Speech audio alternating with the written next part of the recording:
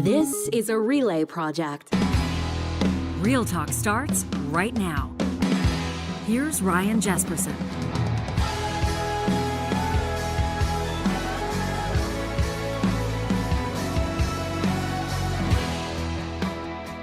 Well, I'll tell you, if you're ever thinking of transitioning in whatever career you're in and maybe launching a podcast, if you're ever thinking of maybe putting together a news and politics podcast, you're going to need a few things.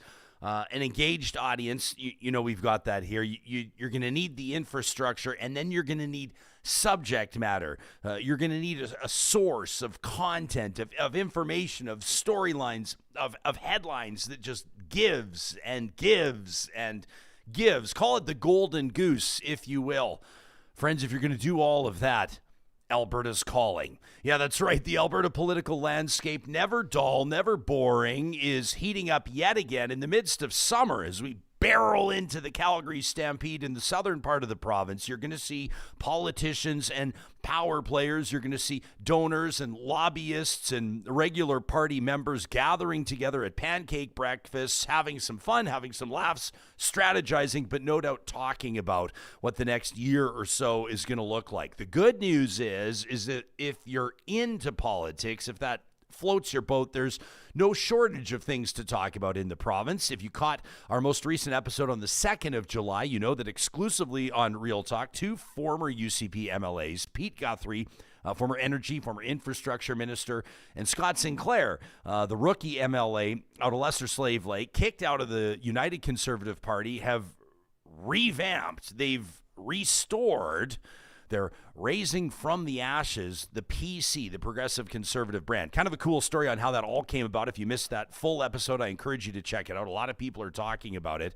On this episode of the show, we're going to get into it with a political commentator, Graeme Thompson, get his take on that announcement and, quite frankly, what chance the PCs will have. Kind of interesting, kind of weird to be talking about them again, isn't it? In the home province of ours, Ontario, you're used to talking about the PCs all the time. Doug Ford's building his own political dynasty over there, but the brand, that PC brand that held government with an iron fist for more than 4 decades, being resurrected and sort of inserted back into political discussion is interesting.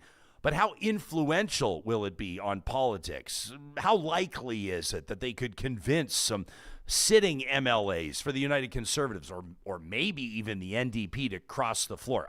Less likely on the latter than the former, and maybe not likely at all, considering, quite frankly, the popularity polling-wise that the government, Danielle Smith's United Conservative government, is enjoying.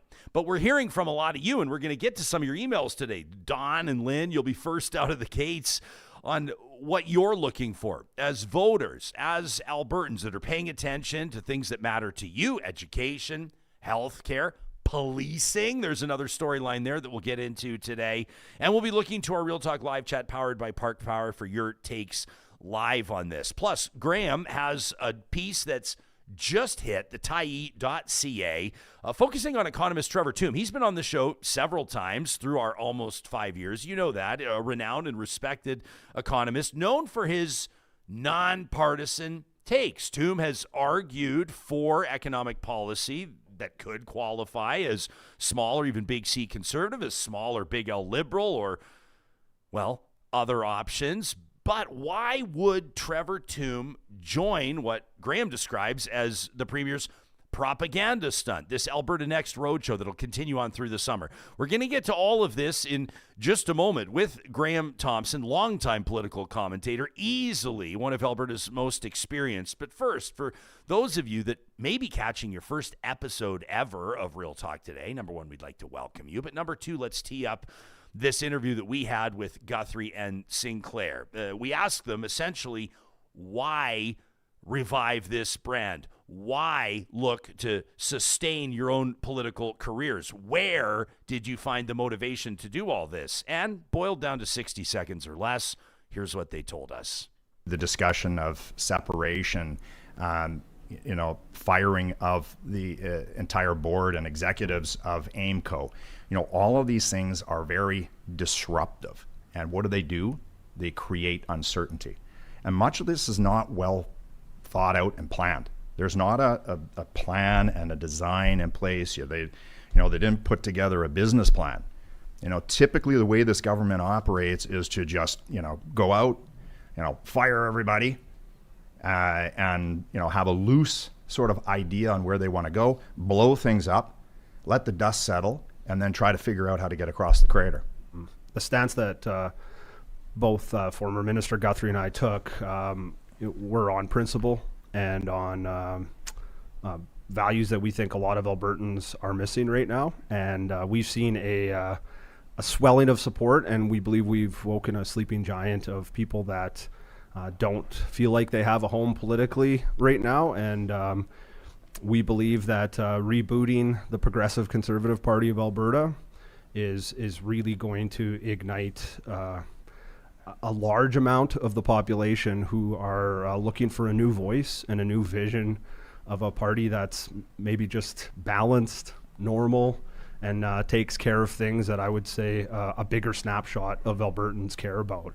That was Scott Sinclair that you most recently heard from in that clip. Peter Guthrie before him. Don wrote in from beautiful Chestermere, Alberta, to talk at RyanJespersen.com. He says, Jesper, I was just hiding in the shade watching your interview with Sinclair and Guthrie. I'd wondered if they were going to disappear into the history books of Alberta politics and maybe be forgotten in short order. It was refreshing to hear Pete Guthrie highlight those 4 guiding principles, most of which are repeated by hopeful politicians in their initial campaign or platform. Don's not wrong. He says only to have it dissolve once in power.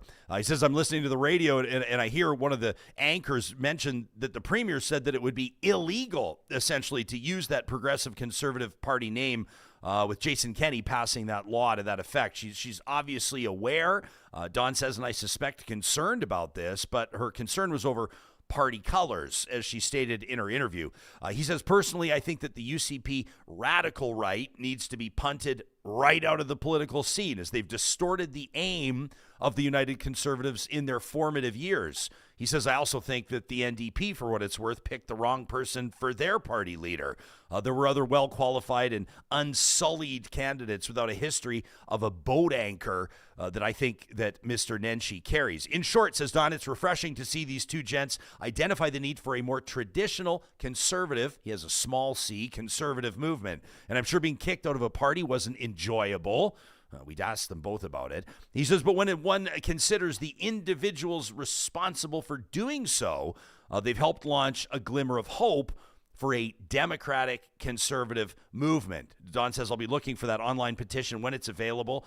They need 9,000 signatures. He says, and support action to improve government in the province. I like the spirit of Don's email. The premier was asked about all this just a very short time after Guthrie and Sinclair appeared on Real Talk. And here's what Danielle Smith had to say. I go back to 2 instead of 1. Well, as I mentioned, it's in elections law. It was my predecessor who passed that, saying that the name of the former legacy parties of the UCP could not be registered as new parties. And that is so that we do not have confusion for voters. And so we're going to raise that with the elections officials and remind them that that's what the law says, and we would expect that the law will be followed. What I would say is that we have always had multiple parties on the ballot. Even last time around, if you go and look at the number of parties that were on the ballot, I think there were 4 or 5 or 6 different conservative parties that were listed there. And I think our success demonstrated that people like the United Conservative Party. They like what we stand for. They like what we're doing. They want to vote for us. They've been voting. They've supported us in record numbers. We've had the highest attendance and highest revenue-generating leaders' dinners this year. We are out fundraising the opposition NDP, I think, by 3 to 1. So I feel like those are the measures that I am looking at, and we'll be prepared to make our case in the next election, no matter who ends up being on the ballot. Okay, so that's Danielle Smith, and she's not wrong about a lot of the stuff she's saying, right? On the voter turnout, on membership, on fundraising. The United Conservatives are churning along. There's one key phrasing that jumped out at me there. She says people like what we stand for. And that's, I think, where the rubber hits the road. From a personal perspective, and this, my opinion, fueled by the input, the replies, the comments, the emails of hundreds of Real Talkers every single week, is that many, many people, a majority of Albertans, I think you could quite easily argue, have liked or been attracted to what the United Conservative Party has said that it has stood for. But when it's come to actual governance, has the party delivered what it promised to deliver? And has it stayed out of the muck and mire, the areas where most people aren't looking for their provincial government to go? We hear the same complaints about municipal government. Stick to snow clearing, right? Stick to the basics. When it comes to the provincial government, is everybody that voted for the UCP in Alberta's last provincial election as enamored with the party now as they were when they first turned out to cast their ballot? That's ultimately the question. Danielle Smith says we'll be prepared to essentially defend our legacy in the next election. That's what every single incumbent does. And you have to believe that between now and then, Guthrie, Sinclair, and the team that they're putting together will be doing everything that they can to convince conservative and would-be conservative voters that another option is a better option. Graeme Thompson has been covering Alberta politics literally for decades. That doesn't mean he's old. It means he's experienced. You've read his work in major national publications. You read him in Alberta Views, and most recently, of course, you can read him in the Tyee. He's always been a wonderful friend to this show, and we appreciate you making time for us today. Graeme, where's your head at following this big announcement from Guthrie and Sinclair? Yeah, this was amazing. Because as Don, your listener or viewer, pointed out, the question was, what would happen to Guthrie and Sinclair, booted from the UCP caucus? Over matters of principle, I should point out, well, they just sort of fade away. Well, no, they're making a point of coming back. And this is fascinating because, yeah, this is worrying the UCP and Danielle Smith because, look, there's an issue about, can they use the name Progressive Conservative? And that's an issue that Smith says they can't use it. Well, Elections Alberta is saying, hey, don't say no at this point. Let us look into this. So this is really something that could be a major influence in Alberta politics. Maybe I'm getting ahead of myself here, but this is certainly significant because it was a smart move, I think, on their part, Sinclair and Guthrie, because it keeps their name in the media. It's a quiet time, summertime. Of course, in Alberta politics, it's never really a quiet time. But what's interesting here is Smith talked about, there was other political parties, conservative-minded parties in the last election, and they didn't get anything, and the UCP won, and it's still doing well. But the thing is, you have two sitting MLAs that were booted from the UCP caucus. You had Peter Guthrie, who actually stepped down from cabinet voluntarily in protest against how he saw the premier mishandling, to put it mildly, the allegations of wrongdoing, even corruption within the Alberta health system. And then he supported the NDP asking for a public inquiry, and then he was booted from the party. Scott Sinclair spoke out against the provincial budget on behalf of his constituents, was booted out of the UCP caucus. You have two people who could be seen as political martyrs saying, we want to start a party based on principle. And that resonates because they were booted out of the UCP because of their principles. So to say we want a party based on principles, I think actually resonates really well. And this is absolutely making Alberta politics even more interesting. Will it go anywhere? I don't know, but it certainly got our attention.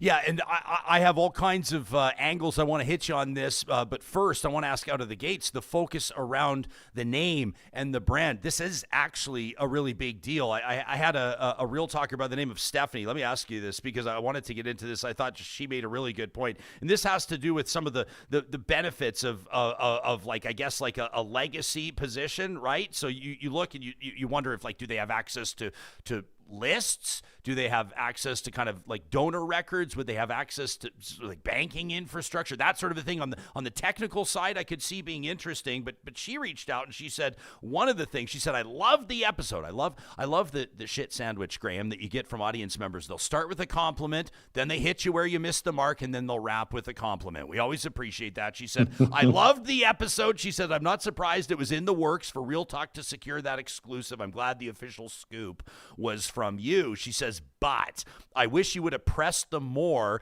on why they're not going the other route for official party status, which would be 3 sitting MLAs. She says, in other words, getting one defector, one to come with them. She says, because that's the one thing I wanted to know from Pete. What's the difference when it comes to reviving a legacy brand or starting something totally new? Yeah, it's a great question because, yes, if you got people crossing the floor, then it becomes sort of a mutiny. And then you have voters saying, wait a minute, I didn't vote for you to cross the floor. And in fact, the UCP members have taken an oath, I think, when they get elected, an oath to the party saying we will not cross the floor. We will respect people's wishes.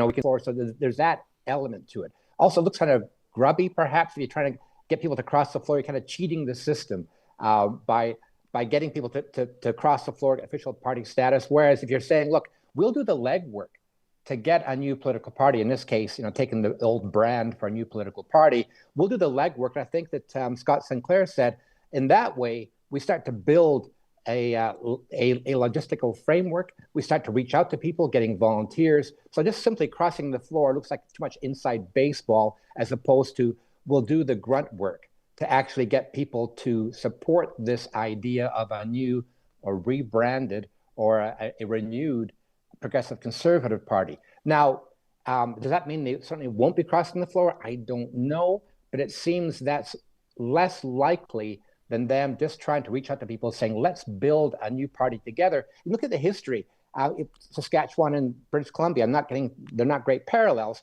but the rise of the Saskatchewan party, basically from nothing. The Conservative Party in British Columbia, now the official opposition, almost came close to winning the last election in BC. It came basically from nothing as well. They were in power, they got booted out, they went nowhere, and all of a sudden they're back as the official opposition. So crazy things can happen, and quickly, another idea that the province, Albertans want a more centrist party. I think that's not wrong. You've got the UCP moving further to the right. You've got the NDP, people see as too far to the left. And then you've got this idea of the middle. And that's been the sweet spot. And the only thing better than the Progressive Conservative name might be the Alberta Party name, just because it sounds good like the Saskatchewan Party. But the idea of the Progressive Conservatives, there's so much history there. There's that sense of, the old days of Ralph Klein and Peter Lougheed. PCs didn't do so well in the last 5 or so years when they were in power. But there's a lot, I think, of people looking back fondly at those days. And that actually presents a political cue for people to say, yeah, these were the good guys back in the day. Maybe these two people who left the party or kicked out of the party on principle might actually be onto something. Yeah, I guess we can also acknowledge that time heals many wounds.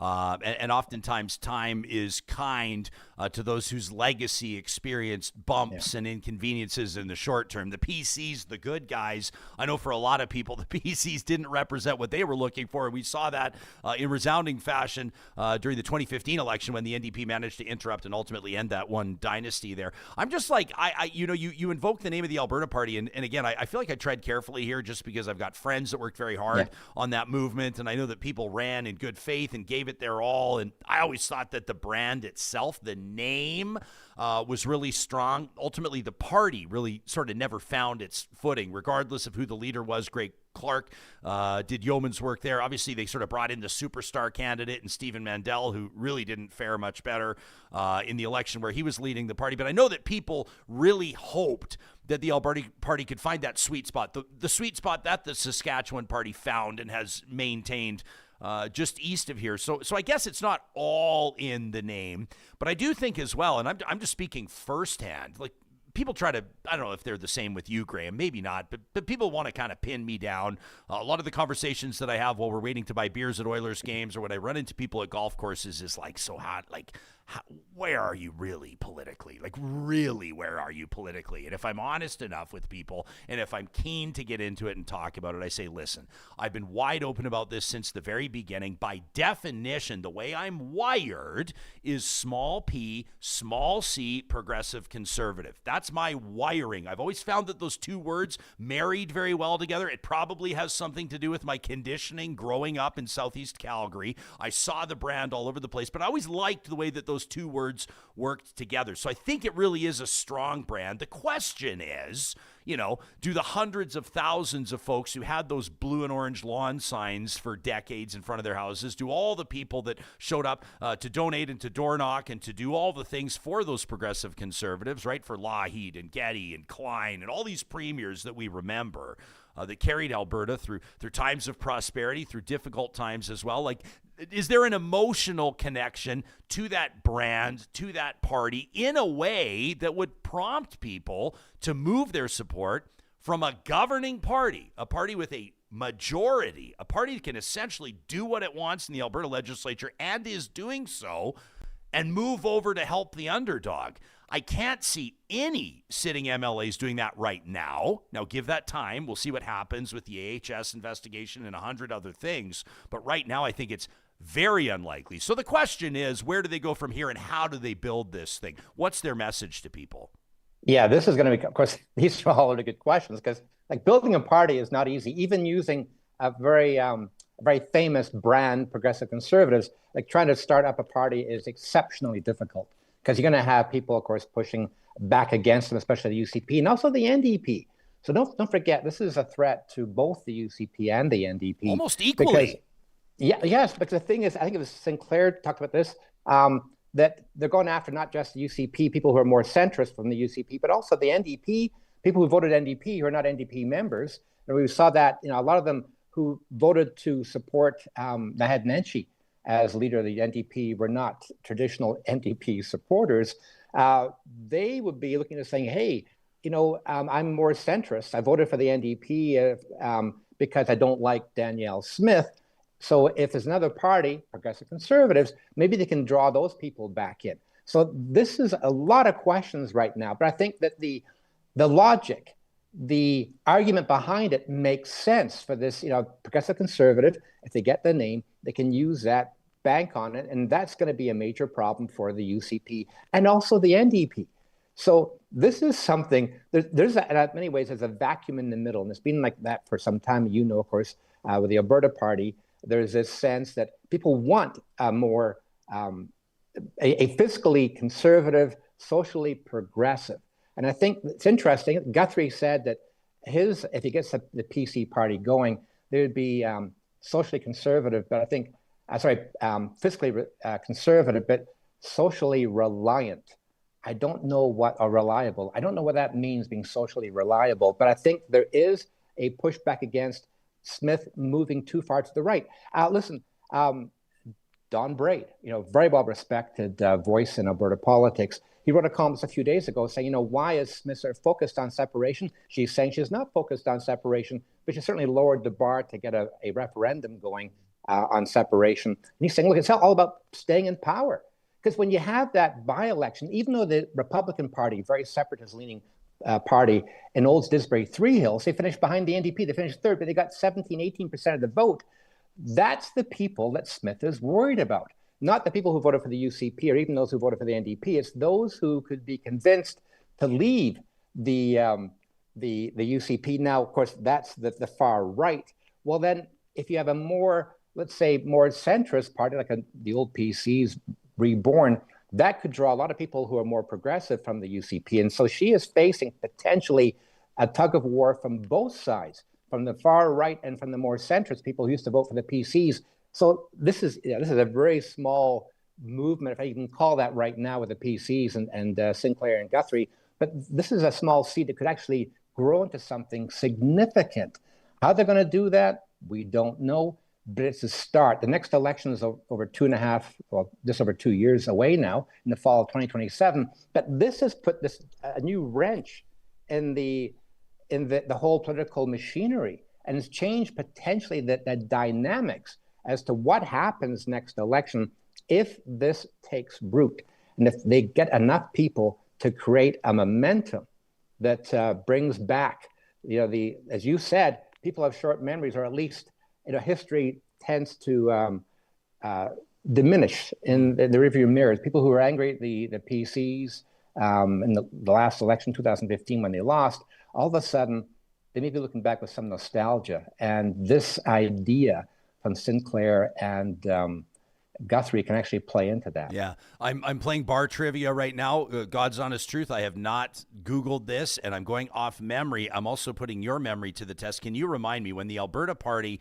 bumped from 2 MLAs to 4, when 2 Conservative MLAs crossed the floor? Was it Sandra Jansen and Rick Fraser? Is that who the 2 were? Oh, boy, I know Jansen. I'm putting you on the spot. If we were doing bar trivia, I'd have you on my Alberta Politics pub trivia team anytime. I think it was those 4, but I want to make a point here, and my point is this, that the Alberta Party gained 2 MLAs, giving them 4, relatively close to an election. I think it was Fraser and Jansen. Someone will win 5 points in our Real Talk Live chat if they can correct me on that.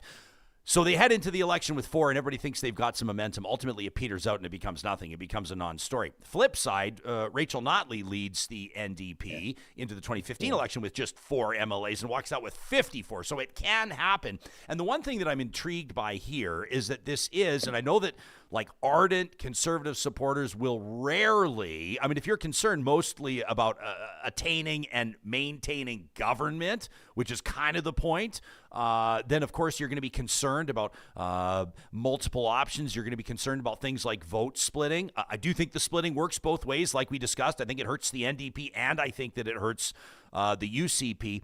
But I think that some people that are Conservative voters, no matter what, that aren't enamored with what they're seeing from Danielle Smith right now and have another conservative, another legitimate conservative option, could consider it. Now, I'm not suggesting that this PC party can come in and win the next election, and we should talk about the timing of the next election as well, because it could be, quite frankly, any time. The Premier could decide that. But I would say that, like, it's not impossible, but it's quite unlikely. Well, the timing of the election, there's all kinds of speculation now that Smith could go early to get ahead of the report coming into the so-called corrupt care scandal that the NDP has dubbed this allegations of wrongdoing in the procurement process.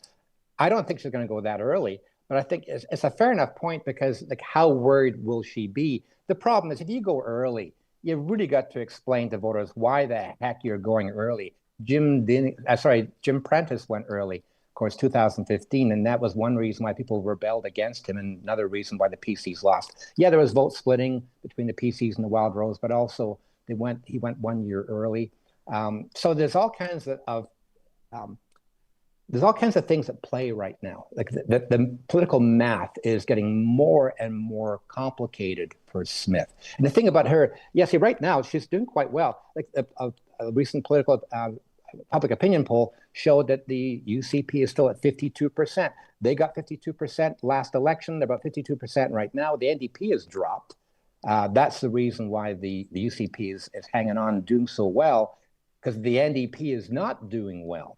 So there's that sort of feeling, is there room for another political party? I think there likely is. And that is what Sinclair and Guthrie are banking on. But can they do anything with it? That's the big question. It's a very small seed, but as you pointed out, the NDP went from 4 seats to winning the government. All kinds of political math came into that equation. And the question is going to be right now, what is the political math? And to me, it's so complicated. No one can say with any certainty what's going to happen next election. UCP is the incumbent. Smith is an amazingly good communicator. That's going to help her tremendously. But when you have people from her own party who are kicked out of the party in a matter of principle, looking at forming a new party, that changes things, I think, dramatically, or potentially dramatically as well. Yeah, we're talking to Graeme Thompson, longtime political columnist. You can read his work most recently today. Just published a fresh one, which we'll get to at the on our YouTube episode from yesterday. Commenter says, Alberta's progressive conservatives are back. I don't know, a couple bruised male egos doesn't make a party.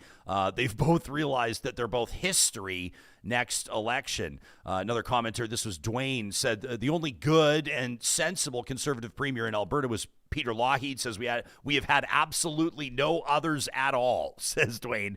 It says Ralph Klein was not a conservative. Peter Lougheed knew that because Klein destroyed Lougheed's excellent legacy by doing so many costly debacles and mistakes, not properly looking after essential services and infrastructure in Alberta.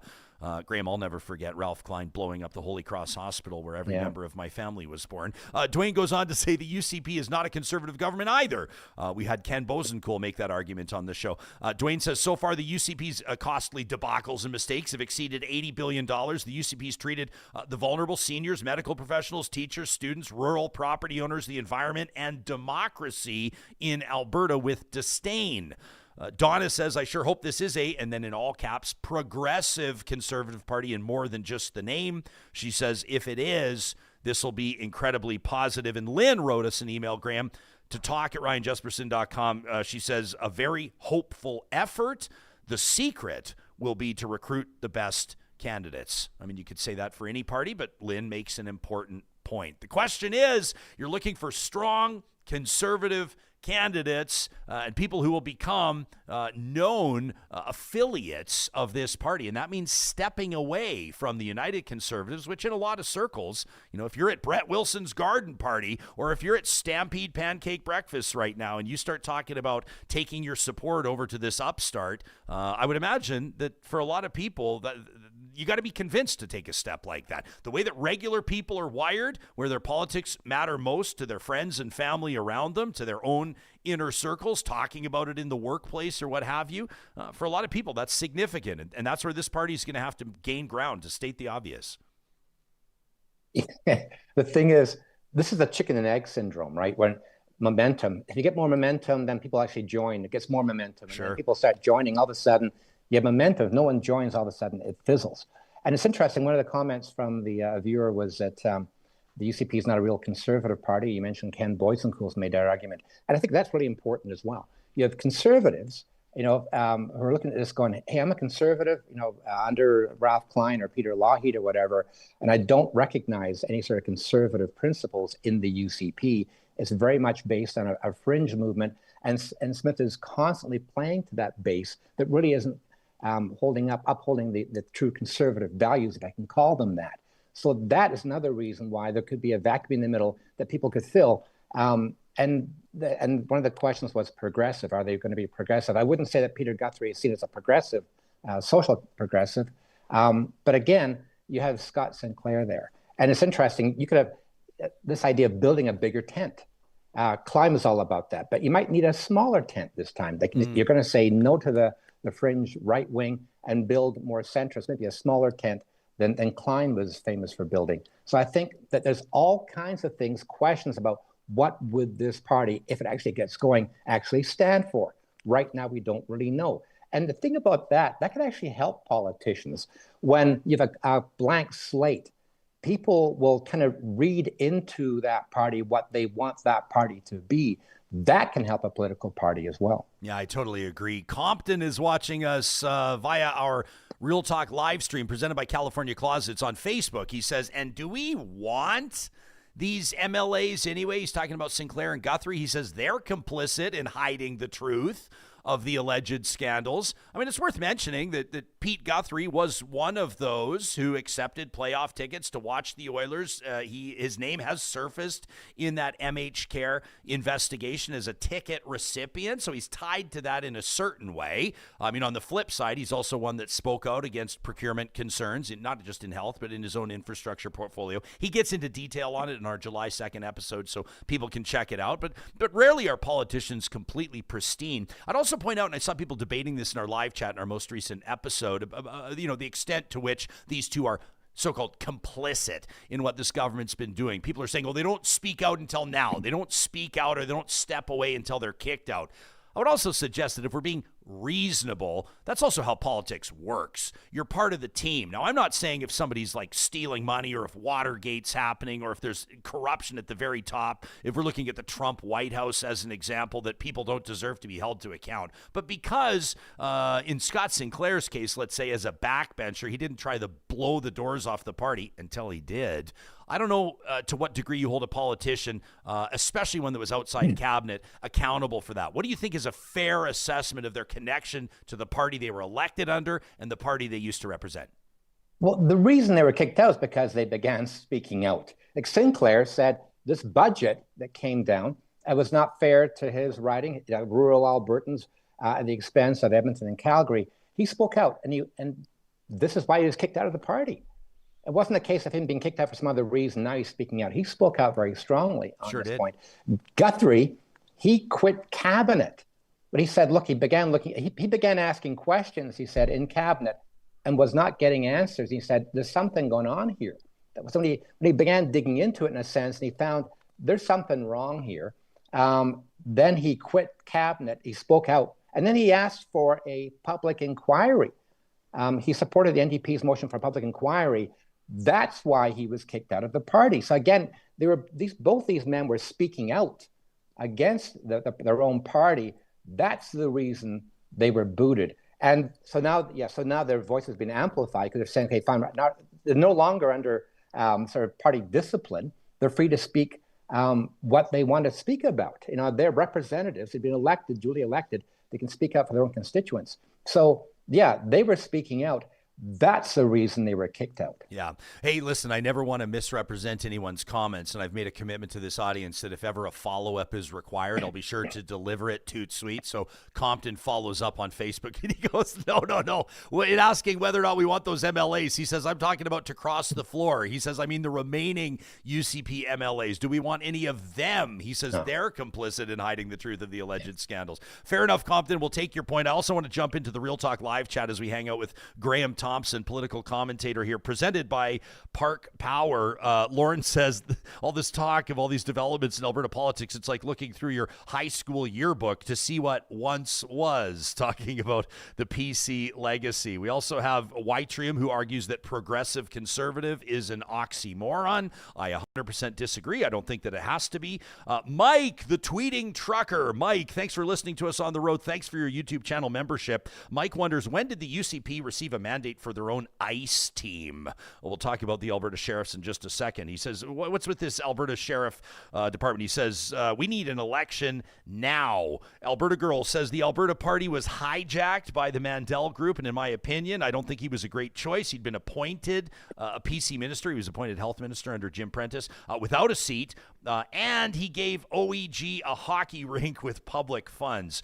I would argue, thank God he did that to revive Edmonton's downtown, but Alberta Girl, we can agree to disagree on that. Lorraine says, I would take Alison Redford over this group we have any day. What she did was nothing compared to Danielle Smith and her base. Alberta Ganger, by the way, says, I'm glad the Premier chose a badass name for the police service. Alberta Sheriffs is cool. All right, the new name of this police service, actually, we'll get into it, the Independent Agency Police Service. More with Graeme Thompson in just a second. Plus, Trevor Tombe, why did he agree to be part of what Graeme refers to as the Premier's propaganda stunt, this Alberta Next Roadshow? That coming up in a quick second. We mentioned Park Power and how proud we are to partner with them.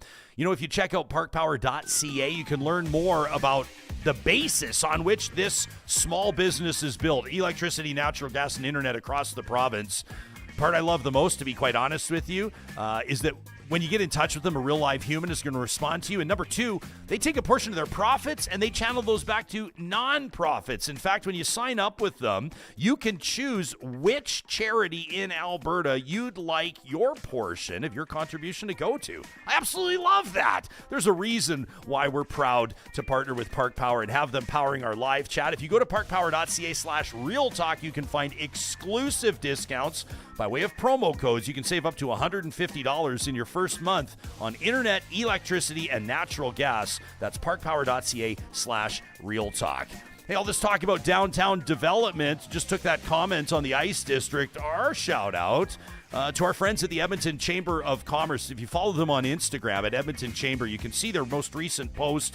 That CRL extension passed. That's that revitalization levy that's going to continue to spur development downtown. Look at that, Johnny. You can see the Real Talk studio in the historic Mercer Warehouse in that image. I love it. I spoke passionately about this in front of City Council last week. I recounted my message to Council here on the show. And with the advocacy from our friends at the Edmonton Chamber, Edmonton is going to see investment and momentum unlocked that will shape the city for decades to come. If you're in the business of business, check out edmontonchamber.com to learn more about the benefits of membership. I want to recognize our friends at California Closets of Canada, a Canadian and family-owned and operated company providing the absolute best design and installations in the custom closet and storage solution business. And they can do work for your entire home. Check them out online at californiaclosets.ca. They're not limited to just those magnificent walk-in closets. No, they've got Murphy beds covered. They can do garage storage systems. What about entertainment centers, custom closets and wardrobes, pantries, home offices, entryways, mudrooms, libraries, bookshelves, and more. And it all starts with a free consultation. You've got nothing to lose. You talk to them about your vision, you let them know what your budget looks like, and they'll come up with a plan. All of it guaranteed for life at californiaclosets.ca. And if you do have money on the mind, North Road Investment Council is here to give you that steady hand and studied voice, guiding you through wealth and investing. We know that there's a lot of folks, maybe it's you, that are lying awake at night asking those big burning questions. What happens to my spouse if something happens to me? Or do I actually even have enough to retire? Well, this is what they do. They recognize that life's financial journey doesn't always follow a straight path. And that's why they partner with discerning families, foundations, associations on that winding path with strategic approaches to wealth management that'll align with your vision. You can learn more about what makes North Road Investment Council different by checking out their website, northroadic.com. Marshall, Carey, and the team would love to hear from you. That's North Road Investment Council. Well, Danielle Smith, we played that clip for you earlier responding to the relaunch of the PC party as she was giving that media availability. You could see behind her those two ghost vehicles, we call them, the unmarked police SUVs. Of course, the announcement that former Deputy Calgary Police Chief Sat Parhar will be named the head of the new independent agency police service. The Premier says this will not replace the RCMP in Alberta, but it will give municipalities, in particular rural municipalities, the option of going with a service that promises to be more responsive and more in tune with those communities' specific needs. She's been talking about this for a long time, Graham. Not inherently a bad idea, I don't think. Other provinces have launched their own agencies. What are your thoughts about the Premier doing it in Alberta? The difference, yeah, you're right. Other provinces have their own provincial police forces. But the thing is, why didn't she campaign on this? This was an issue, of course. You go back to the last election, her leadership race, 2022 for the UCP, talked about things like a pension plan, a police force. And then, of course, she went quiet on all those things during the provincial election in 2023. And all of a sudden, these issues are coming back now. So I think, it's a bit disingenuous to talk about this to her members, become leader of the party, become premier, and then, in a sense, discard or mute these issues during the provincial election. And then now she's back on the bandwagon when it comes to, of course, the Alberta pension plan, as well as the police force. So, yeah, you could say it's not a bad idea, but it seems like bringing in the back door as opposed to saying, hey, Alberta, we're going to do this. It's going to cost a lot of money.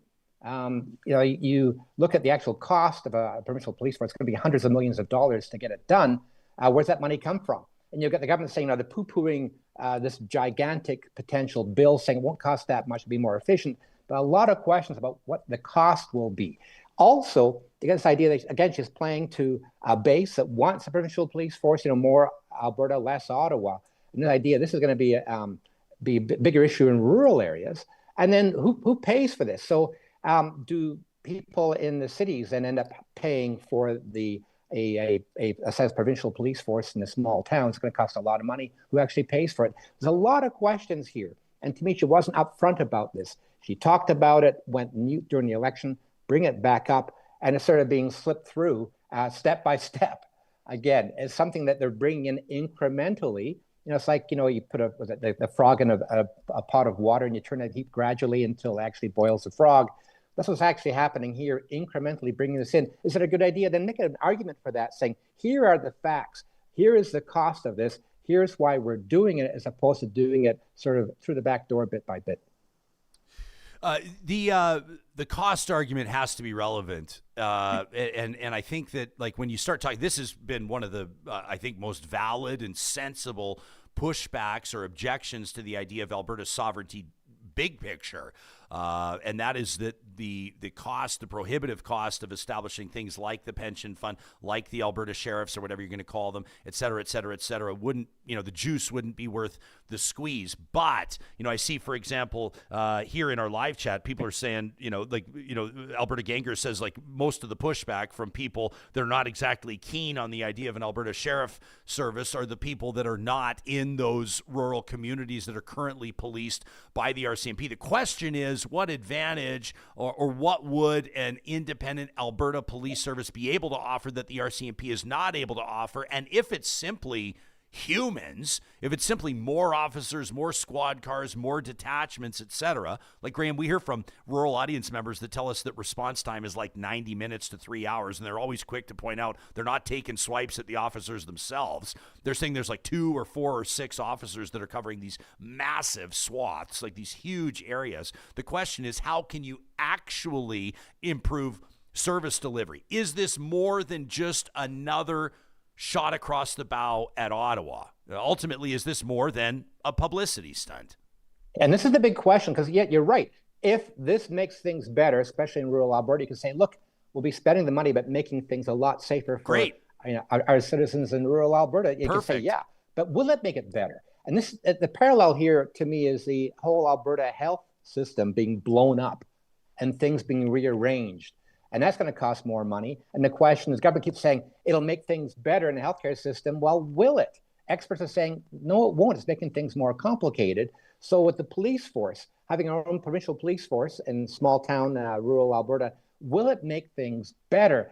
That's the question that the government has to answer. A lot of money being spent on this. Of course, the RCMP, the question is, what is their long-term vision for policing in Canada? It's another open question. But the issue here is, will it make things better? And the government can say all at once, yes, it will. Well, show us the money, but also show us how it actually will make things better. Then people will buy into it. But again, to me, the government has not been an honest broker on this to explain the cost and how it will make things better. Justin, watching us, chiming in on the live chat powered by Park Power, is talking about some of the the MLAs joining this party. He says, both of these MLAs refused to join the NDP, more than happy to support the UCP during the election, all the bills, until it was something specific related to them.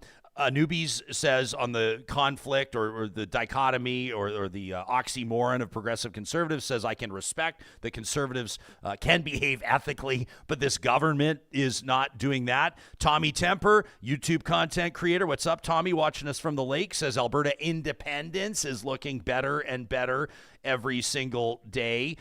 Ken K says, okay, those 2 MLAs are okay with UCP ideology. They're just against the tyranny of the premier. That doesn't give Alberta voters a different choice. Alberta Ganger says the NDP's problem is that they're always speaking to their base. They're most trusted on healthcare and education, but they're less comfortable on cost of living and economy and pipelines. Michael says, I wonder if the premier's fighting against the use of the progressive conservative brand because she crossed the floor to join them the last time. Hey, listen, I will say 2 things.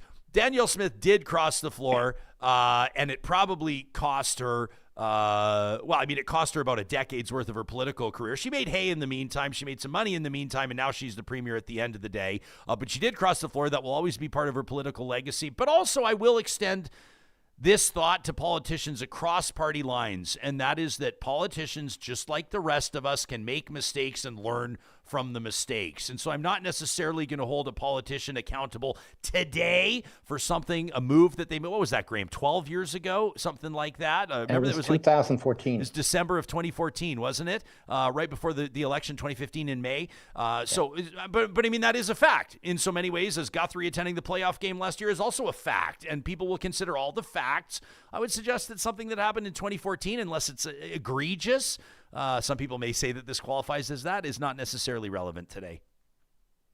It was interesting. I think what Smith learned from that, like, she was in trouble with her own party, the Wild Rose Party. Big time. She was seen as being too progressive, right? Like in the fall of 2014, I've been around, as you mentioned at the beginning, I've been around for a while. So I could see she was getting in trouble. A lot of people were pushing back. The more social conservatives were pushing back against her because she was seen as being way too progressive on social issues. So she knew she was in trouble. And then she crossed the floor. And of course, then that blew up her whole career. and nobody who crossed the floor from the Wild Rose actually was elected in 2015.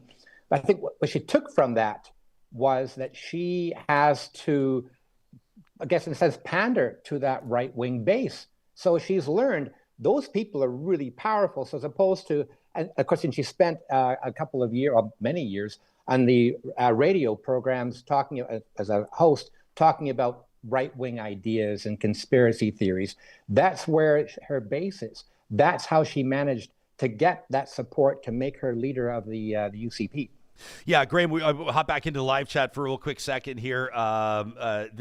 Tommy, by the way, follows up and says the RCMP is so expensive because a ton of the money gets funneled to the head office. Says we need to keep policing within Alberta. He says, let's see a little bit of common sense at play here, people. Alberta Girl says, anybody that thinks that this Alberta government can manage policing when they're failing at healthcare and education is delusional. Christine says, I can't wait to see Naheed Nenshi as premier with a strong NDP. Bye-bye, Danielle, and bye-bye to the corrupt UCP. Gizmo says, so any police force created by Danielle Smith will be 100% above board and totally not corrupt. I will point this out, and I don't know this individual personally, but as mentioned, a former deputy Calgary police chief by the name of Satpar has been named head of the agency. I would suggest, Graeme, that here, arm's length relationships between government and agencies is always important. Policing would be one of those, but it's not exclusively policing. And we have seen some other areas where the government's not been afraid to interfere. As a matter of fact, Guthrie invoked an example on our July 2nd episode, and that was the firing of the board of AIMCO. The government is well within its rights to make a move like that, but I think that it raised a lot of red flags and triggered some alarm bells because you've got ostensibly, and this is my personal opinion, this is Ryan Jespersen's personal opinion, the optics of that move was to instill, I think, or to send a message, I don't know about instill fear, but to send a message that this government expects investment, Alberta's investment, almost, you can almost say tens of billions of dollars to follow Alberta's top priorities. And if you talk to money managers and if you talk to investment managers, that could be a recipe for disaster. So I guess the point I'm making is that arm's length is important, including in policing. And at the same time, this government has not been nervous to shorten the length of those arms, if you will. Oh, absolutely. You mentioned AIMCO is also the Board of Alberta Health Services. Yeah. When the government fired Athana Mentzelopoulos, who was CEO of Alberta Health Services, because she said she had found evidence of wrongdoing, and then the government suddenly fired her. And then the board, thing is, the government handpicked Athana Mentzelopoulos because she's so well respected. The government, had fired the board and brought in their own board of AHS. And they fired that entire board because the board was actually supporting Athana Mentzelopoulos, who was talking about potential corruption within the healthcare system. So they fire her, then they fire the board, and they put the deputy minister of health in charge of the board of AHS. Of course, that's changed now in terms of, so he was doing both a political job and being head of AHS to split that up. But yeah, the government's been a real point of seizing control, more direct control of what should be arm's length bodies like Alberta Health Services. This is supposed to be arm's length. Yes, it's under the government's control, but they do what they have to do for the healthcare system. And you get the government all of a sudden seizing control of it. AIMCO, of course, Stephen Harper is the chair of AIMCO. So you get this idea that there's friends and family basically are seizing control or more direct control or things that should be arm's length. And the thing is, and she's done this, and the important thing here to remember is that the public opinion polls, you saw one from the CBC run by Janet Brown, a very well-respected pollster, who pointed out that the UCP is still at 52% of support. That has not changed since the last election. The NDP's gone down, but despite all the controversy, despite all the criticism, and Smith pandering to a very right-wing base, her popularity, the government's popularity has remained firm since the election. So the government's saying, hey, we can do what we want, and no one really seems to care, except for those who are always angry with us. You're not wrong at all. By the way, Horse Lake Ranch reporting from their rural community says that they get stolen from at least once or twice a year, right from their property. We've heard messages like this en masse. I would imagine, number one, it would be infuriating. Number two, it would be terrifying. quite frankly. If you felt like you were out there kind of on your own, feels like 100 years ago, sitting on the rocking chair with your shotgun across your lap while you're trying to protect your family and your property. But Horse Lake Ranch says that they don't even bother reporting the thefts anymore because they're oftentimes waiting up to 2 days for a call back. So there's a report from a rural area. Graham, we've already kept you way longer than we asked you to stay for, and I want to get to your piece in the Tyee before we let you go. This is a story that's sort of in the early stages, but Albertans, maybe Canadians, will be watching this through the summer. You describe it as the Premier's propaganda stunt. This officially is the Alberta Next Roadshow, and it's not necessarily what it is, but who's involved, and one participant in particular, highly respected economist Dr. Trevor Tombe. Yeah, so what I was getting at is that when the Premier announced the panel last week, 15 members, and she is the chair of it, by the way, the names, there's decent people there, and all of a sudden Trevor Tombe, his name popped up, and I thought, whoa, and I had colleagues saying, whoa, as well, because Trevor Tombe is so well respected. He's an economist, and he's no party hack. He's actually defended the idea of a carbon tax on consumers. He's defended the idea of a sales tax, but he's no left, leaning pundit or expert. He's also come out against the federal government's emissions cap on oil and gas industry. So, and he's pointed out, of course, that Alberta is way too over-reliant on oil and gas for our budgets. He writes for The Hub. He's written for the CBC. He is so respected, and he's made a point of being scrupulously nonpartisan.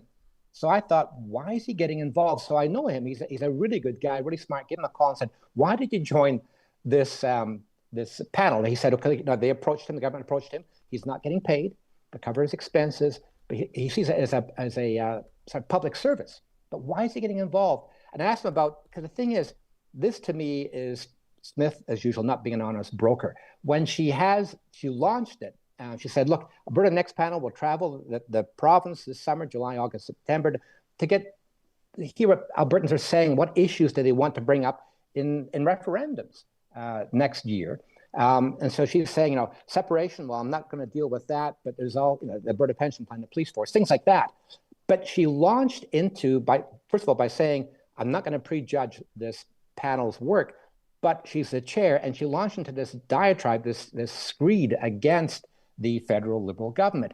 And then you have the online survey from the government. You go to the Alberta Next panel page, and it's very loaded. There's a survey, but you got to watch these 5-minute videos from the government first before you can answer it on things like the pension plan. It's very loaded in terms of being in favor of, to my opinion, it's very loaded in favor of an Alberta pension plan. And then you get to answer questions, but the questions are like, what do you like most about an Alberta pension plan? And then they have 4 answers that are all pro-Alberta pension plan. The whole process is very partisan and very loaded. And so I asked Trevor Tombe, why did you get involved in this? And he said, well, look, that's the Premier. She's a politician trying to sell things. And yeah, it gets very heated sometimes, but he says, look, I'm doing it to try and get a sense of what Albertans are saying and get both sides of the story in a sense. He's spoken out against what the government talked about, that $334 billion. Remember that amount the government says it was entitled to get from the Canada Pension Plan, 53% of all the money. And Trevor Tombe, this is 2 years ago, said, no, we might get $140 billion, not $334 billion. And that number has been proven to be correct. But even then, he doesn't attack the government. He says, look, if we want to talk about an Alberta pension plan with $140 billion seed money from the federal Canada Pension Plan, let's talk about this reasonably. The problem is he's hitched his wagon or joined the bandwagon of Smith, who is very overtly partisan on this issue. Now, he's doing it for all the right reasons, but the problem is to me, it's a very tainted process. And he is saying, look, I think people can tell a difference between the partisan rhetoric from the Premier and the work I'll be doing with others that is nonpartisan. The problem is I don't think people will see it that way. The Premier is such an overwhelming force when it comes to this, and she's still chair of the whole process, the Alberta Next panel. I think this is potentially going to taint all the members who want to be seen as independent. And that's the question for him. And I talked to him about this to get his reasoning. He said a couple of times, maybe I'm just being naive.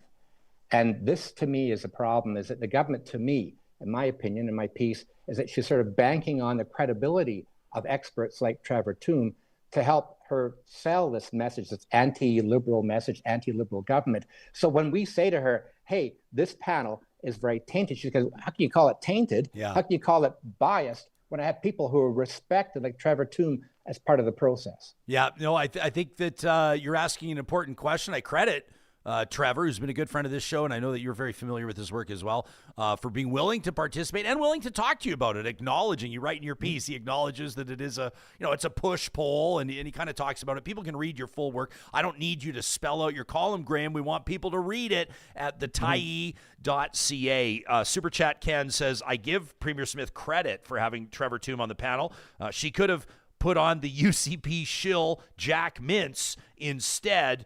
He says, I just hope that this is not a Trapco Brothers situation like the royalty panel, talking about Evan and Shane, those entrepreneurs. They sold a company for like $500 million after 2 years or something like that. Anyway, that's another rabbit hole. Graham, we always love when you're on the show. Thank you for helping us make sense of all this, not just what's happening, but the implications of it. That's been your special sauce for years, and we always appreciate your availability. I appreciate that. And I love your readers and your listeners, your listeners in your audience. It's a real balance of different points of view. Man, I'm telling you, that's the beauty of it. They're wonderful. So thank you very much. It's been my pleasure. Yeah, appreciate that, Graham. Thanks very much. That's high praise. That is well-deserved high praise for our Real Talk live streaming audience. That's Graeme Thompson, political commentator. Again, you can read his work at thetie.ca. Sure appreciate Graham's perspective. Real Talkers, take a second. That's a veteran political commentator that's giving you all a big shout out for your balance in the live chat. That's something that we're really proud of. There's like full-blown Alberta separatists arguing their case in our live chat right now. Let's use all the big words. Johnny, did you see that I was called a commie yesterday on the World Wide Web, which I thought was kind of funny. I didn't see that. Yeah. Somebody, it was like an Alberta parents account. Mm-hmm. They didn't like my take, but they called me a closet commie.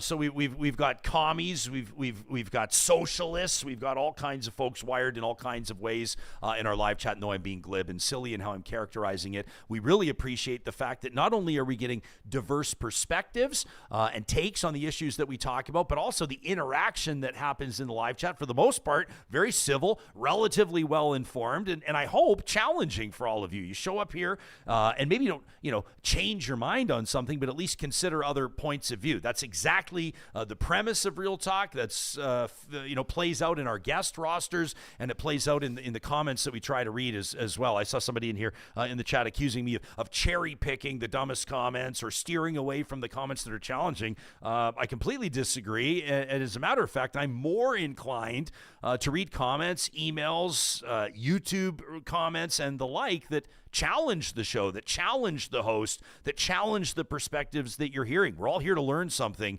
I want to get to some more of your feedback, plus the technical producer of this show, the co-pilot on this flight every single day, earning a very well-deserved feature in one of our favorite publications, and we got to shine the spotlight on John Hicks. That's coming up in just a quick second. First, I want to remind you that our friends at Solar by Kuby are hiring right now, no matter where you are in BC or Alberta, or maybe across the country, willing to relocate to the land of opportunity. That's right, Western Canada.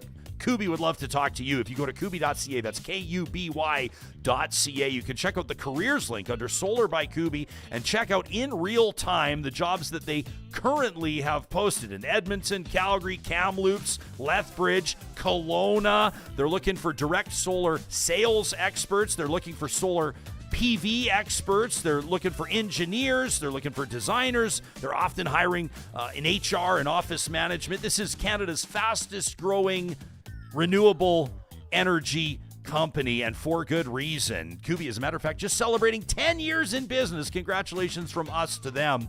Kuby proudly presenting Positive Reflections, the first episode of every week where we restore our faith in humanity, courtesy of Solar by Kuby.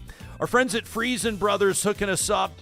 Johnny, as we celebrated Canada Day, I don't know if you saw my Instagram stories. We might have the photos here as well. We decided that we needed a quick grab-and-go option for the beach, hanging out with our friends, of course, celebrating our nation's birthday. But I didn't want to spend a bunch of time chopping up fruit and veg, putting it all together, getting the cooler all set. So we stopped by our local Friesen Brothers, grabbed one of their veggie platters, grab and go, always fresh, and of course the Alberta beef wrap. I want to talk to you. I want to gush about the Alberta beef wrap from our friends at Friesen Brothers. They've got just the right amount of horseradish on it. If you're a beef lover like I am, there's no wrap better than the Alberta beef wrap at Friesen Brothers. Don't forget, they've got grab-and-go options, or you can enjoy a meal right there in store. The Friesen Brothers Kitchens, you can learn about it all on their website. That's friesen.com, Freson.com.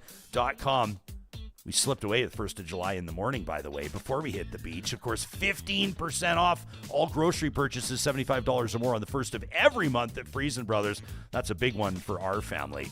If you're going to be barbecuing this summer, you're looking at your grill, maybe it's your smoker, whatever it is, and this thing desperately needs a refresh, you need a barbecue. That's right, at youneedabbq.com. You'll find the family-owned You Need a Barbecue store in Sherwood Park. This is where we shop. This is where we've shopped for years.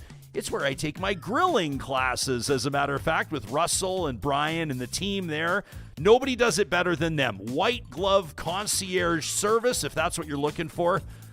I'm one of those that doesn't try to assemble the barbecue by himself. I just have visions of a gas leak and a bad news outcome. So I got them to put it together. They dropped it off this after I learned from their top pit masters. The barbecue classes they offer are well worth your time. A great social outing with the girls, with the boys, with the family, whatever you're up for. And I'm excited to let you know as well for the K-Days Festival right here in Edmonton. It's not summer without K-Days. When you buy a bottle of Unitas seasoning, that's right, you can learn more about what they offer at youneedabbq.com. A bottle of Unitas seasoning is going to get you 2 free tickets to K-Days. How great is that? Enjoy your backyard barbecue even more while you take in unique Edmonton summer fun, all for a killer deal. You'll find the deals at youneedabbq.com. So we wrap our episode yesterday, and there's a lot of buzz around it, and we're getting excited because Real Talk is getting referenced in the Globe and Mail and CTV and CBC and City News and all the outlets. People are talking about this interview that we've got, and then all of a sudden something drops, and that is the digital edition. I've now seen the paper edition of the brand new Edify. You have it? Is it here? Yeah, man. It's no, in the it's building. not. Yes, it is. No, it's yes, not. It is. When you walk into Mercer Warehouse on the corner of 104th and 104th, I also saw it at the liquor store last night. They got it at the liquor store? Oh, buddy, they always. Well, and here's the thing with Edify is they have it for a few days, and then they're all gone. Yeah, because people that's what pick I them mean. up. Like I just wait till they end up in the studio because inevitably we get like 5, 6, 10 copies in here. So I was like, I'll just wait. Because I'm not going to go out, because I do know that, like, especially the summer edition, as soon as it's on shelves or at the newsstands, it's gone. Okay, so check this out. They're talking about their, and this is an annual feature that they do, and I absolutely love it. You can check it out at edifyedmonton.com. They've got their favorite things Edmonton 2025, where they take recognizable Edmontonians from all different walks of life, all different career paths, etc., and they ask them about their special places and their favorite dishes. And when you go to the website, edifyedmonton.com, you will see, John, that you, out of all the folks featured, are the thumbnail that takes you to the article. You going to be okay with this celebrity, pal? Oh, I remember when I was little, I was like, if I could just grow up one day and be a thumbnail, Mom, that's all I want to be. Yeah. I just want to be a thumbie. Kids used to be featured on the front page of the newspaper. Now you want to be the thumbnail on the digital copy. Yeah. But why don't you talk to us about this? So you had a chance. They asked you to pick your favorite place or your favorite dish, or at least one of them in the city of Edmonton, and you threw a dart not far from our studio onto Jasper Avenue. I will say, I think the guys at Edify just like me, because there was a bunch where they were like, we could use this one, we could use that one, we could use this one. But of course, this one means a lot to me because, you know, Justin Fouche, of course, and Kylo is here. Kyla Kazil on a roundtable just a couple weeks ago. They own a lot of my favorite spots in the city, including the Common and Foos and Dolly's and this one, of course, Double Dragon. And it's just last summer and this winter, it just kind of found a special place in my heart. I did a bunch of these Brat summer parties last summer, which what are those again? So Charlie XCX, just look it up. I don't have time to explain Brat to you, but it was basically like I'm teeing you up to explain it to our podcast listeners, asshole. I think they know what the Brat thing was about. But basically, they had a bunch of these theme parties, and they just kind of I don't know. I just saw like a cross section of Edmonton that I haven't been seeing lately because I've been doing so much wedding and corporate and higher end stuff, and I missed that. And so in this article, I kind of talk about how when I first moved to Edmonton in 2008, there was a lot more like basement bands and like you go to nightclubs and they were playing rock, they were playing country, they were playing hip hop, they were playing the top 40 hits as well. Nowadays everything's kind of streamlined where like you go to a club specifically to hear EDM or hip hop or you go specifically to see a band, right? And Double Dragon's still kind of doing that thing where it's a mix. You could go on a Wednesday and hear a reggae band, and then on Friday there's one of the best hip-hop DJs in the city, and then, you know, on Saturday it's a DJ battle. On Sunday it's like dubstep or happy hardcore. You know, the following week they got a rock band or an alternative group. So they're still doing that. A little bit of every spice makes the flavor taste better kind of thing. And I also said, like, in the article, you've got high-end production in there, but at the same time, like, you can smell the skate shoes and, like, you know what I mean? It's like down home, but elite at the same time. So, and of course you can't beat the food at Foos, which is like right. You could walk over, eat some of the best food in the city by one of the most amazing chefs. Yeah, Winnie. And then come see one of the best shows as well. So I think that's why they picked it, because I just kind of, I miss places like that in Edmonton. Not just Edmonton. This is happening everywhere. You go to Toronto, you go to Montreal, you go to Vancouver now. There's a lot less of places that are doing everything and more being specific to one thing in terms of entertainment and nightlife. And I just miss those days. When I came to Edmonton, I remember I'd never been to Edmonton. And some guy was like, come out DJ at my nightclub, Union Hall, for a weekend. And maybe I'll get you to move here, he said. And I was like, oh, yeah. I hung up the phone. I'm like, I live in Vancouver. I'm in paradise. You think I'm going to move to Edmonton, that I heard everyone from Vancouver call it? And man, the first night I came here, I came to Union Hall. There was a lineup around the block at 9:30 on a Thursday night. 25-cent highballs. I walked in, it was like Coyote Ugly, Ryan. They were bartenders like standing on the bar, shooting tequila on people's faces. I'm just kidding to all the legitimate what's it called here in what's that? The Liquor Control Board here. What's ALCB. No, that doesn't sound right. See, even you don't know. ALCB. What are they calling it? It used to be the Alberta Liquor Control. It's changed. Yeah. AGLC. What about AGLC? AGLC? That's it, the AGLC. But actually, in that name, so they didn't change. I'm just getting nerdy for a second. Yeah. You hear the sirens as soon as we start talking about the AGLC. But it was I think it was the Alberta Liquor and Gaming Commission, and now it's the Alberta Liquor, Gaming, and Cannabis Commission. Yeah, it's all together, right, as one. So they changed the words. Yeah. But yeah, it was just a crazy experience. I don't know what's going on here right now, man. Dude, everybody's buying you beers in the super chat. Like Ken K, $5. Cheers, Johnny. Noob, $5 says, congrats, Johnny. You've both earned and deserve this. Les is campaigning for you to get a raise from me for your Edify feature. Just a feature. Come on. But I will take all that money, and you know what I will do is I'll put it right back into Double Dragon, because that's what I love doing. I love supporting local businesses, especially when they're doing something that, you know, makes me happy and gives me a bit of nostalgia, because I am getting older. Not that I want everything to stay the same, but I kind of miss the days where like things were built and made for everyone. And that's kind of what the Brat Party showed me.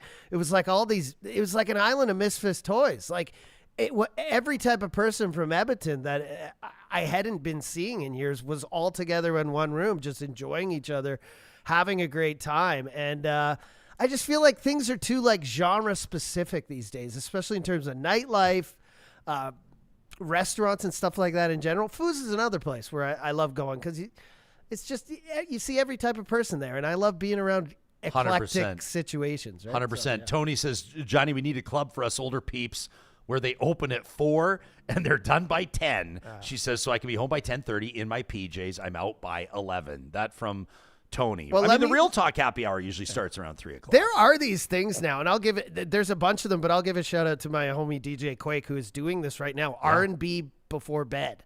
And it's basically like you go out at 3, you eat, you dance, and you're home by like 9:30, 10 o'clock. And it's great, right? And there's a lot more of these kind of event-specific parties for adults where you can go out on a Friday, but like they understand that you're probably coming from work and you're going home at like 8. So they get the party going early and the food and all that stuff. And then you're like, you don't have to feel bad for checking out early. It's fun. I love it. A bunch of people like Lauren and others are offering their congratulations to you. Ms. KD says, Wow, you'd think I won an award here or something. Well, look at this, you guys. That's See, this what is like, can I tell you, let me just, and what he's probably going to do is act like we have internet problems right now and take the show off the live There stream. it is, there it That's what is. Johnny's going to do right now. Because anytime you try to compliment John and praise him, he gets all bashful. like it. Exactly. And he tries to change the subject and he doesn't want to talk about it. And so that's why you got to sit. Most people, you have to convince them to sit and take their lumps. You got to get the poor feedback. I like the lumps. You get uncomfortable when me people the talk to you about the good job that you're doing, which is hilarious. I just feel like, and I'm not downplaying, people in technical production or creators or anything, but I look up to astronauts and physicists and people like that. I feel like my job, it's a lot of just button pushing over here, and I'm grateful is what I'm trying to say. I mean, if in you the look wrong at it, way, like I'm grateful. All astronauts are doing is pushing buttons too. It's true. Okay. But like Ryan, if I push this wrong button here, we're not gonna, die. You're right. think You so. just take us off air. Yeah, that's right. Well, anyway, congratulations, and I'm proud of you, and it's a well-deserved feature. I love who they have you stacked up next to as well. Oh, yeah. Open up in the the, paper. Well, I don't have the. Damn it. I only have the digital. I have the online. The best part is you can go to edifyedmonton.com. We'll link to it in the show notes right to Johnny's feature so you can check it out. But they've got you right next to KO, yeah. Catherine O'Neill, CEO of the YWCA, and the Lieutenant Governor of Alberta. Yeah. Her honor, Salma Lakhani. So there you go, And dude. sharing the pages with Hunter, the official mascot of the Oilers. Is his that's like, the guy is his I like look up to. Is his like Rogers Place or like what did Hunter answer it as our buddy? Careful, okay. Earmuffs, kids. Do I do this? It's like talking about Santa Claus on a talk show. You got to be careful because you never know We who's need listening. a disclaimer button. Can we acknowledge? Can we earmuffs for like 5 seconds and point out that like there's a human inside there, and Johnny and I both know him. So did he? I want to say his name. guy. He doesn't want that. He doesn't want. You don't pull the curtain back on never the Wizard of do. Oz. I would never. I'm not saying his I name. would I'm not never. revealing any of that. But like, does he answer as like where he likes to go, or is it like Hunter? Like, is it like Hunter eats raw cat food? And I like, don't know. like- It was funny though. I saw him at the playoff game after we both had our photo shoots for this article, and I'm like, "Oh, I just did my photo shoot for Edify." He's like, "I did mine today too, man." And I was Okay. like, "Wait a minute. How do you answer questions? Is that like Okay, I've tracked it Does down. he write them down? This is actually really good. because what they Hunter did. doesn't speak in public. No, he doesn't. No, No, if you ever, and he ever. won't even. We know him, and he won't speak Does to he us. use sign language? So here he is. We can find it at edifyedmonton.com. So Hunter the Lynx. In fact, they don't have him going to like Tails Pet Store to pick up the kibble. He is featuring Atlas Steak and Fish. So there you have it. Not surprising. He chose a nice restaurant right there in Ice District. Well, as That a seems lynx, he fitting. needs those And vitamins. look at this from in his photo. fish This is actually, I'll zoom in. This is a great photo. They've got him with the big tomahawk bone that off the tomahawk ribeye. So that's a pretty good photo of Hunter the Lynx. But yeah, I was like, how did they get these comments from him? There's a lot going on behind the scenes with Hunter that could be revealed. Yeah. For like, I have a question. Does he use litter box at home? Like, how does he? Well, he's a lynx. I think he goes outside. I don't think don't try to I'm joking, Hunter. I love ya. I domesticate love what ya, is Hunter. beautifully wild. Lauren says he only just found out why the mascot is named Hunter. Yes, of course, after Bill Hunter, who brought the Alberta Oilers into the WHA, right? Okay, anyway, I wanted to recognize that. I wanted to watch you squirm with discomfort as we recognize your contributions and your celebrity. I also do think Don't they do that did again for a year. They did, yeah. Well, I can't make any promises because we are coming up to a couple of monumental moments in this show's history I can't- where you'll be forced to reconcile with celebratory as well. We are but a few episodes away from episode. Okay, you are gonna say it. Well, we can say it out loud Okay. because we're obviously keeping track, and this is not it, but we're getting close to episode 1,000, which is blowing my mind. 993. Are we 993 today? 993. Okay, so there you have it. So we've got something special planned, Real Talkers, for you. In the meantime, as we get set to wrap here, and you go, why are you guys wrapping so early? Wanted to let you know that Real Talk, Johnny and I, very proud to be supporting another one of our social involvements. Today we're going to be out at the Glendale participating in and hosting their member guests. So to Glendale members, we're very much looking forward to that. And wanted to give you a heads up. Tomorrow's episode, I haven't even told you this yet. that. We have something very cool. Oh, I love lined surprises. Up, okay, so give me the music, and I'm We're going to gonna build have us 20 to a guests in crescendo studio and- tomorrow. On the heels of you DJing a golf tournament, we're going to have but this is going to be fun. Tomorrow, of course, the 4th of July, and I've had this idea locked and loaded for a while, yeah, but one of we my haven't favorite pulled days. it off. We're going stateside. Nice. And we've got a All special American? feature interview. It's an all-American show, but we're going to be building bridges over the border, across party lines. It'll be a Real Talk episode you won't want to miss. In the meantime, thank you so much for checking out this one. Thanks for sharing it, and we'll talk to you again soon.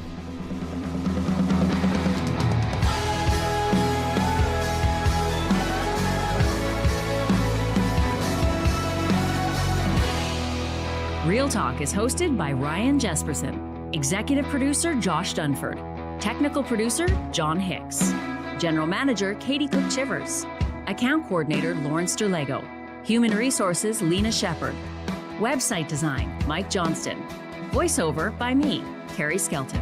Real Talk's editorial board is Supriya Dwivedi, Ahmed Ali, Brandy Morin, Ann Castleman, Corey Hogan, Harman Candola, Catherine O'Neill, and Chris Henderson.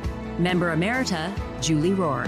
Real Talk is recorded in Edmonton, Alberta on Treaty 6 territory, the traditional and ancestral territory of the Cree, Dene, Blackfoot, Saulteaux, and Nakota Sioux, home to the Métis settlements and the Métis Nation of Alberta. Real Talk is a relay project. For more, check out ryanjespersen.com.